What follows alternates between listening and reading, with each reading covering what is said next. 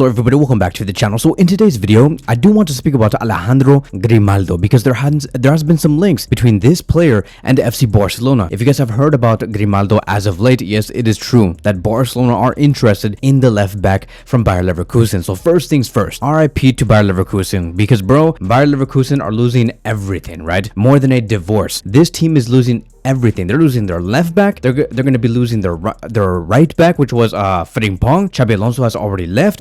Florian Wirtz is going to go to Liverpool. It's over. Like, it is over for Bayer Leverkusen. Bayern Munich are now back in power consistently. Bayer Leverkusen are not going to have no say for the next season because they're going to be losing all of their important people, not just players. And so now that we have that out the way, let's go back to Grimaldo and FC Barcelona. It says here, according to Fernando Polo, and this is just in, Deco is looking to reinforce the left back position, and Grimaldo stands out as the top candidate. Barcelona highly values him for his quality, experience, and deep understanding of the club's playing style. So this is huge news because when I first heard this, I'm like, wait a minute, Grimaldo moving back to FC Barcelona, the La Masia player? What are you talking about? Like, what's going on here? Didn't we not just talk about how the left back position was going to be completely fine according to Hansi Flick because he was okay with Gerard Martin and Alejandro Balde? But to bring in a third option, that is going to be insane, because if you bring in Grimaldo, somebody who is experienced, knows what it's like to play at FC Barcelona, this is a player that's easily going to go over Gerard Martin just like that. Like, he's just going to come in there, he's going to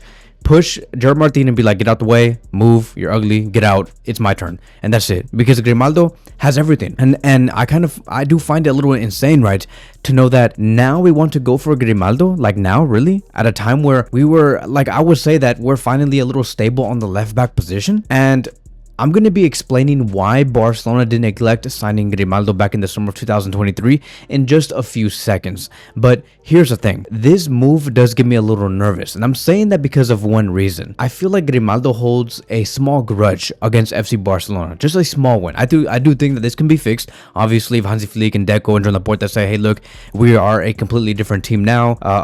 It's a whole other presidency, whatever. We do value you, and we're sorry about what happened in the past few years.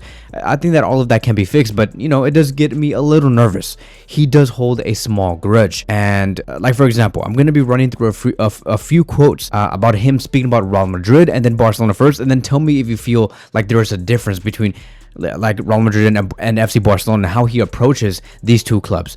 Going to November 2023, this is what Grimaldo said. Real Madrid are one of the best clubs in the world, if not the best.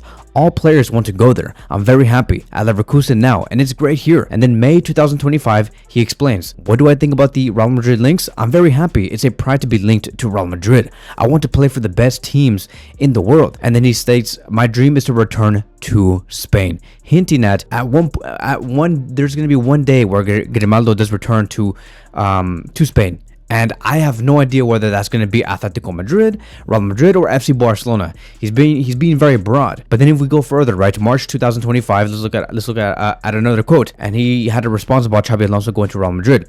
At the end of the day, I don't know what Xabi will do. It's up to him for him to decide. Would I like to play for Real Madrid? What I want is to play for the best teams in the world. If the opportunity comes to play for a top team, I'll try and take it. That's what I want, that's what I wanted ever since I left FC Barcelona at the age of 12 years old.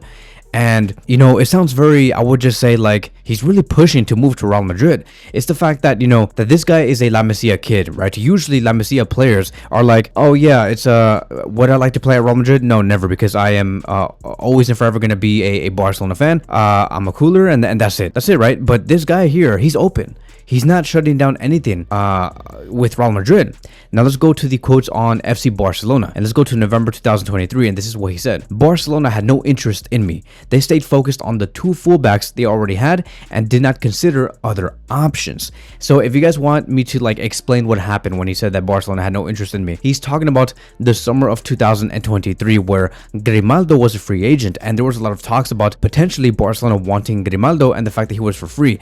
Grimaldo was like, hey look, I'm free, my contract has expired, I'm okay now. Like I'm out with Benfica. Who's gonna buy me here? Maybe Barcelona, right? Barcelona have had a tough time financially. Maybe they can grab me, but they never came for him. And there was a lot of talks and a lot of media talk about Barcelona potentially going for Grimaldo, but they never did. And I think that did hurt the player because he wanted to go back to a team like FC Barcelona, his boyhood club, but it never happened. And in that exact same summer, we signed Oriol Romeo. Now, here's the thing. I understand why he might be a little butthurt. I understand why he felt a little betrayed. But like I've said, the summer of 2023, and I know that you guys remember. You guys can go back to all the news articles about Barcelona's financial situation in the summer of 2023. Barcelona were not good financially, and we lost two players, Sergio Busquets and Dembele. So first of all, Barcelona were very tight in money. The max we spent in that summer was like 9 million euros. I believe that there were so many other. Barca Athletic spent more on that summer than Barcelona's first team, just to give you guys some perspective.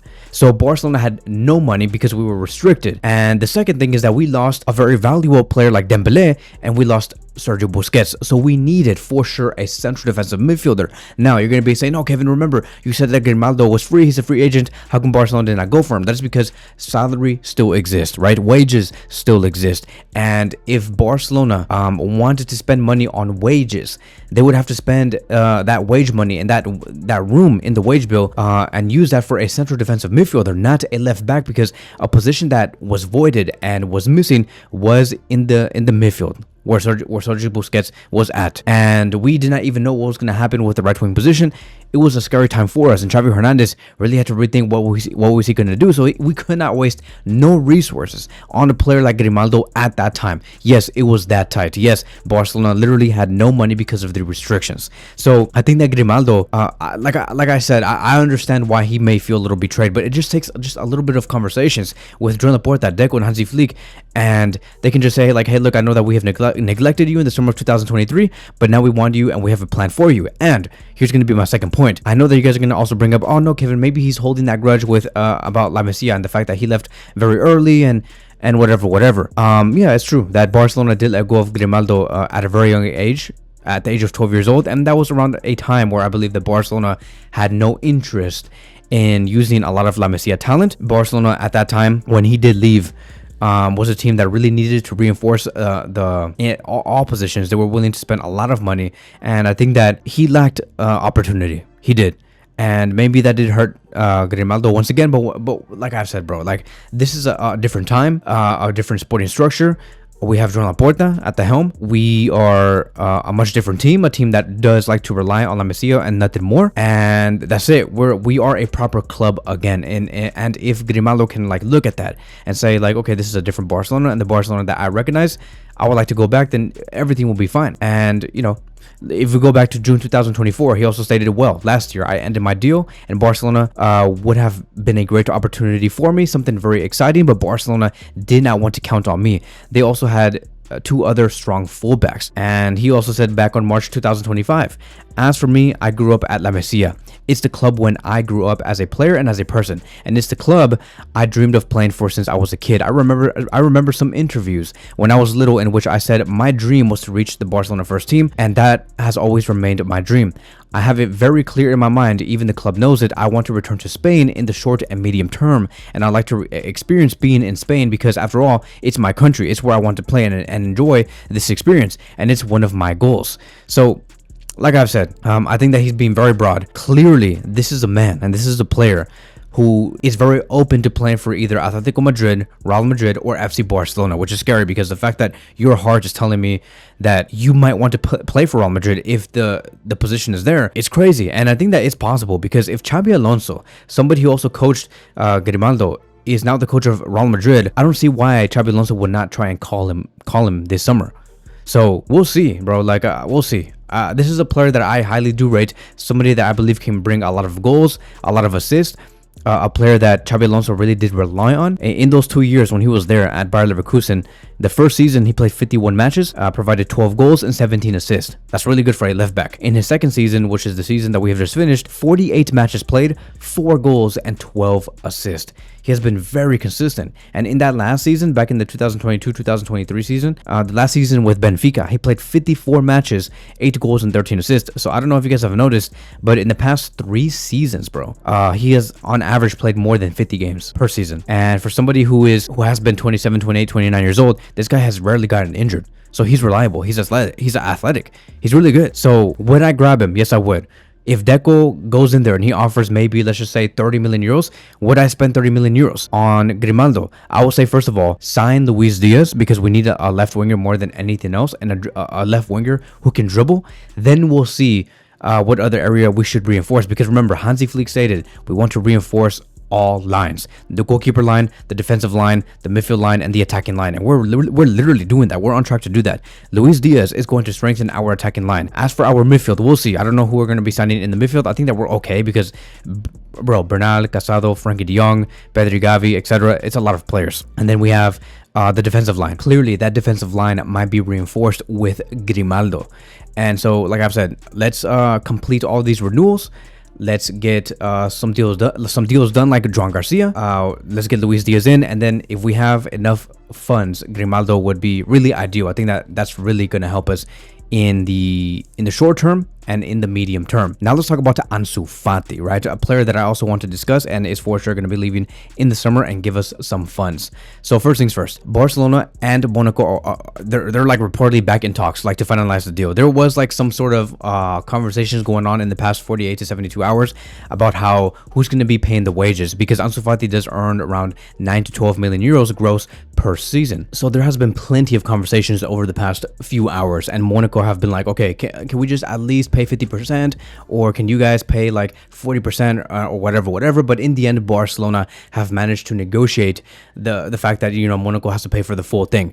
And this deal also does include a 12 million euro buy option, meaning that if Monaco are impressed with Ansu Fati's services and whatever he does on the pitch and how well he does, they can buy him for 12 million euros, which I think is okay. It's going to be pure profit, because at the end of the day, you know, we never bought Ansu Fati. He has always been raised and groomed at La Masia. And there's also going to be a huge sell-on clause included in this package, meaning that, let's just say, for example, Ansu Fati has been exceptional, right? He scored maybe 15 goals and provided 20 assists, exceptional for Monaco, and he does well in the Champions League, and his value skyrockets. And let's say Monaco just says, okay, we're going to sell him, and a team like, let's just say, Manchester United wants to buy him for 45 to 55 million euros.